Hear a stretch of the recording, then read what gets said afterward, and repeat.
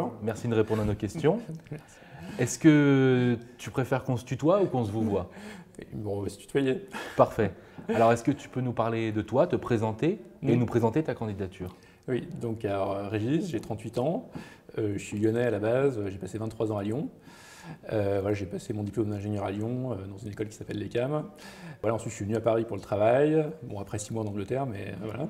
Donc, j'ai travaillé 9 ans dans l'industrie, dans une grande entreprise française.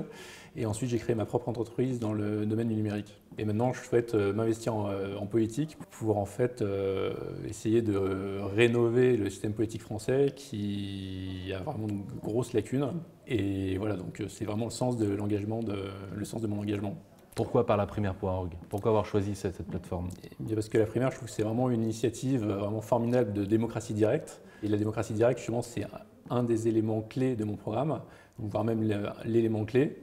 Je pense qu'il faut qu'on converge vers une démocratie sur le modèle suisse, où les gens sont vraiment partie prenante dans la démocratie, et arrêter ces luttes stériles en fait, entre très gros candidats, avec des manœuvres politiciennes en permanence, où les idées passent au second plan.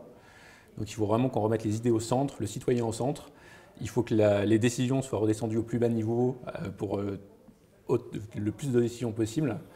Et voilà, donc c'est vraiment la démocratie directe, c'est vraiment le centre de mon programme. Je dirais que quasiment, une fois qu'on a mis ça en place, après, je veux dire, les choses vont découler naturellement.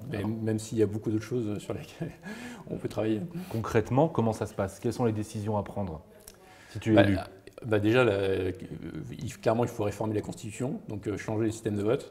Le système de vote majoritaire, aujourd'hui, il est complètement à bout de souffle avec, on voit bien, hein, il faut chercher à atteindre 50%, donc en fait, forcément, on fait du marketing politique, on fait des combines politiques, donc il faut vraiment sortir de ça. Donc le point numéro 1, c'est la réforme de la Constitution, passer à la 6e République, avec une Constitution sur le modèle suisse.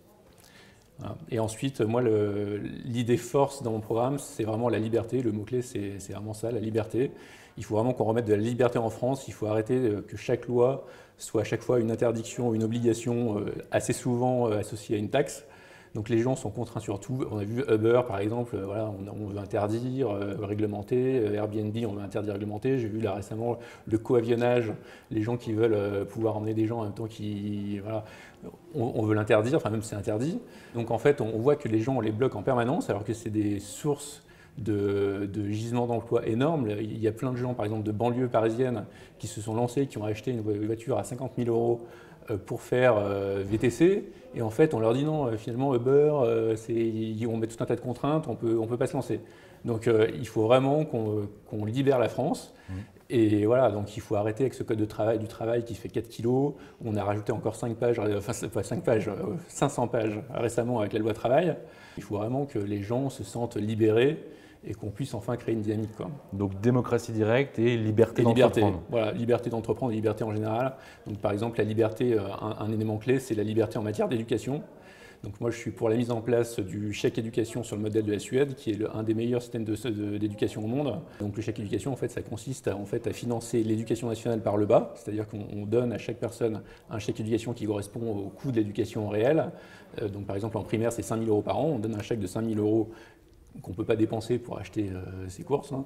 Avec ce chèque, on va pouvoir le donner à l'école de son choix, qui va appliquer le programme de son choix, les méthodes de son choix. Et là, on crée de l'innovation, on va avoir des écoles avec beaucoup voilà, des nouvelles idées, elles vont se copier entre elles quand des méthodes marchent bien, etc. Et on va sortir de ce système dirigiste où en fait, chaque ministre de l'Éducation nationale impose son idéologie, avec à chaque fois on nous promet que ça va être super génial et tout, et en fait forcément et puis en plus les gens ont des aspirations différentes. Je veux dire, moi, il y a des gens qui vont vouloir une école plutôt très rigoureuse où on fait maths, physique, français, etc. Il y a des gens qui vont vouloir, ok, on fait des maths, mais on se fait aussi un peu de théâtre, de l'ouverture sur les arts, etc. Il y a des gens qui veulent des méthodes plutôt libres, d'autres des méthodes plutôt strictes. Voilà, donc il faut que les gens aient le droit de choisir l'école de leurs enfants. Et donc moi, c'est vraiment ça, je veux mettre de la liberté partout. Voilà. Parfait. Merci beaucoup, Régis. Merci.